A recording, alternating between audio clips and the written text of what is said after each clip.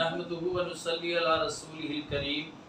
प्यारे सामिईन व नाज़रीन, अस्सलामु अलैकुम व रहमतुल्लाहि व बरकातुहू। प्यारे सामिईन व नाज़रीन, सवाल है कि अगर कोई शख्स नमाज पढ़ रहा है तो हालत सजदे में अगर उस शख्स के दोनों पाँव उठे रहें तो क्या उसकी नमाज होगी या नहीं होगी। तो प्यारे सामिईन व नाज़रीन, मैं आपको आज उसी के बारे में बताने के लिए जा रहा हूँ कि उस शख्स की नमाज होगी या नहीं होगी जिसके हालत सजदे में दोनों पाँव ऊपर उठे रहें। तो प्यारे,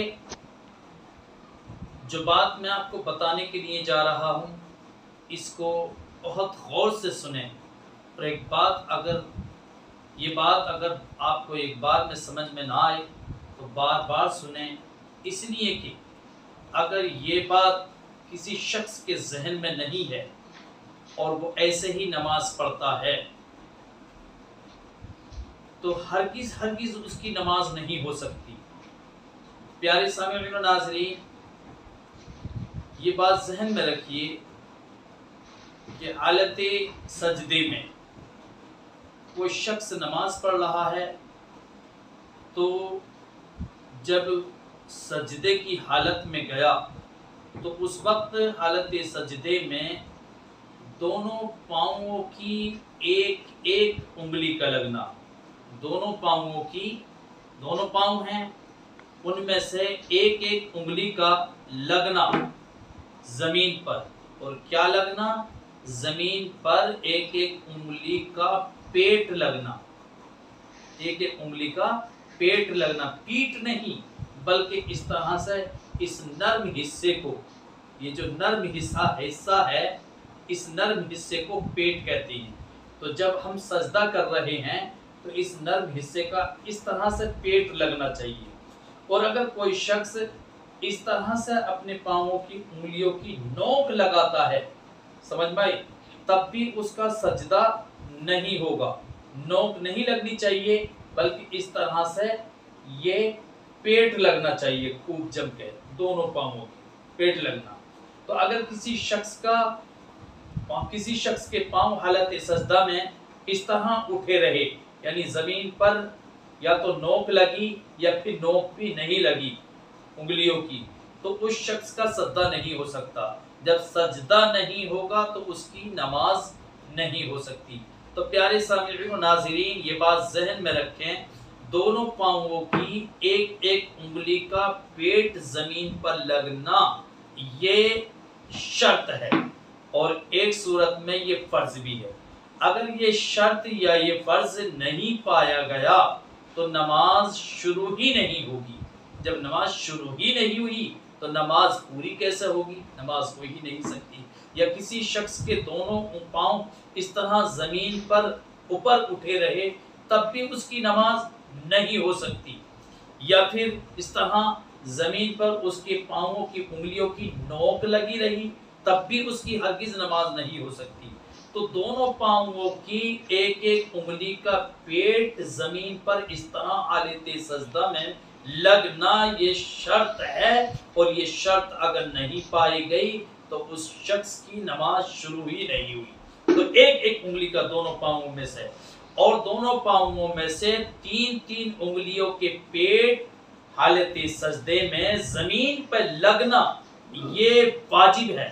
अगर तीन तीन उंगलियों में से तीन उंगलियां नहीं लगी, दो ही लगी हैं तो वाजिब छूट गया प्यारे। और वाजिब छूटने पर तर्क वाजिब हुआ, और जब तर्क वाजिब हुआ तो जब तक सजदा सहव नहीं करेंगे, अगर जानबूझ के छोड़ा है ये, अगर तीनों उंगलियां नहीं लगाई जानबूझ के, हालत सजदे में पेट नहीं लगाया तीनों उंगलियों का इस तरह से, अगर ये जानबूझ के छोड़ा है तब तो उसकी नमाज हो ही नहीं सकती, न सजदा सहव से हो न काय से हो। और अगर भूले से रह गया है, यानी तीनों उंगलियों के पेट भूले से नहीं लगे, तो अगर जब तक सजदा सहव नहीं करेगा उस वक्त तक उसकी नमाज नहीं हो सकती। तो प्यारे, दोनों पाँवों की एक एक उंगली का पेट इस तरह से लगना یہ شرط ہے، اور دونوں پاؤں کی تین تین انگلیوں کا اس طرح سے پیٹ لگنا یہ واجب ہے، اور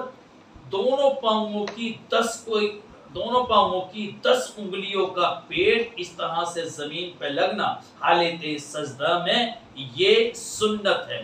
تو پیارے، سنت اگر کسی وجہ سے چھوٹ گئی تو نماز ہو جائے گی، لیکن سنت کو نہیں چھوڑنا چاہیے۔ لیکن اگر واجب چھوٹ گیا تو ہرگز نماز نہیں ہوگی، اور اگر شرط چھوٹ گئی یعنی ایک بھی انگلی کا پیٹ زمین پہ نہیں لگا تو نماز شروع ہی نہیں ہوگی۔ پیارے سامعین و ناظرین، اس بات کو ذہن میں رکھیں کہ اگر آپ سجدہ کر رہے ہیں تو سجدے کی حالت میں آپ کے دونوں پاؤں میں سے ایک ایک انگلی کا پیٹ لگنا یہ شرط ہے، اور دونوں پاؤں میں سے تین تین انگلیوں کا پیٹ لگنا یہ واجب ہے، اور دونوں پاؤں کی 10 انگلیوں کا پیٹ اس طرح سے زمین پہ لگنا یہ سنت ہے۔